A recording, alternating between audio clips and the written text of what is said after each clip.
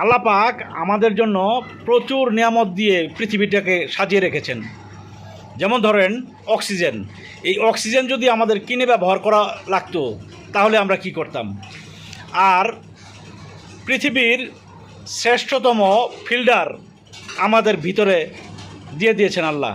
যেমন আপনার দুটি কিডনির মাধ্যমে আপনার খারাপ পদার্থগুলি ফিল্টার করে আপনার শরীর থেকে বের করে দিচ্ছে। তো এত নিয়ামত পাওয়ার পরেও আমরা আল্লাহর শুকরিয়া আদা করি না। আল্লাহকে খুশি করার জন্য, রাজি খুশি করার জন্য আমাদের প্রত্যেকেরই সৎ উপার্জন এবং ইবাদত বন্দেগী করা উচিত। তবে আশা করি আমরা আল্লাহকে রাজি খুশি করার উদ্দেশ্যে আল্লাহর ইবাদত বন্দেগী করব। কিন্তু মানুষ এখন এতই দুর্নীতিবাজ, এতই চিটার বাটপারে ভরে গেছে যে তারা টাকা পয়সার লোভেও আল্লাহকে ভুলে থাকে। এটাই বাস্তব। ধন্যবাদ।